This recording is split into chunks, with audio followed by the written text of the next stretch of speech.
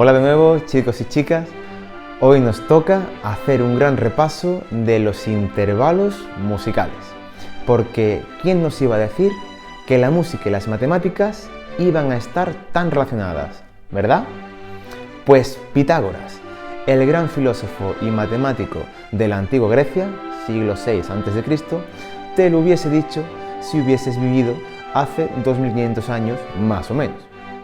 Y es que Pitágoras realizó los cálculos matemáticos y experimentó con un monocordio para definir y establecer la distancia matemática acústica que existen entre las notas musicales.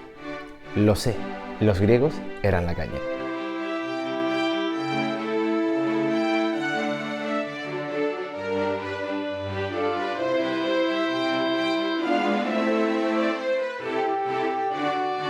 Pues la distancia que había entre dos notas se denominó intervalo, y para ello hay que contar cada uno de los sonidos de la escala musical que existen entre dichas notas.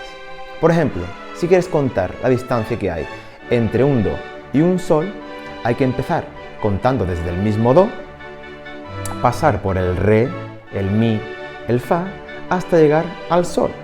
Por lo tanto, hay una distancia de 5 notas, de 5 sonidos, lo que Pitágoras denominaría un intervalo de quinta.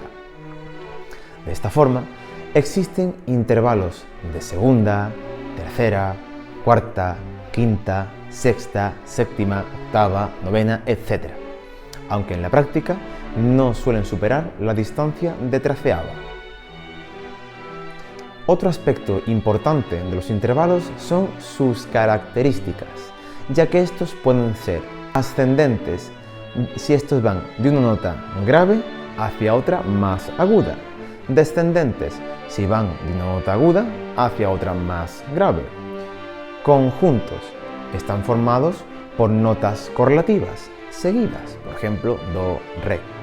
Disjuntos, los que están formados por notas no correlativas, es decir, separadas, do a mi, entre medias está el re. Melódico, cuando las notas suenan sucesivamente, una después de otra, formando una melodía. Armónico, cuando las notas suenan simultáneamente, al mismo tiempo, formando la armonía. Simple, los intervalos que sean de octava o de una distancia menor. Compuesto, los intervalos que sobrepasan la distancia de octava. Y por último, Pitágoras también estableció dos unidades de medida que nos ayudarán a comprender cómo están compuestos estos intervalos y a clasificarlos mejor. Estas distancias son el tono, una distancia grande, y el semitono, una distancia más pequeña, la mitad de un tono.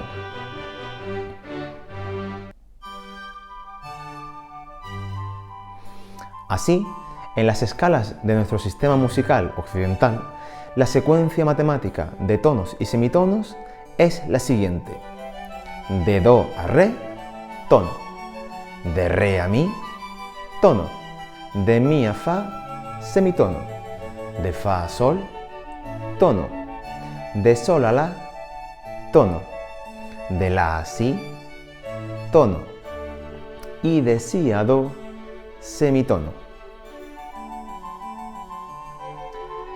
Si no se sigue este orden de tonos y semitonos, la música resultante nos sonaría poco familiar y propia de otras culturas, como por ejemplo las músicas orientales, que utilizan otro tipo de unidades de medida entre sonidos, como los cuartos de tono. Pero eso ya es otra historia de la que ya hablaremos en el futuro.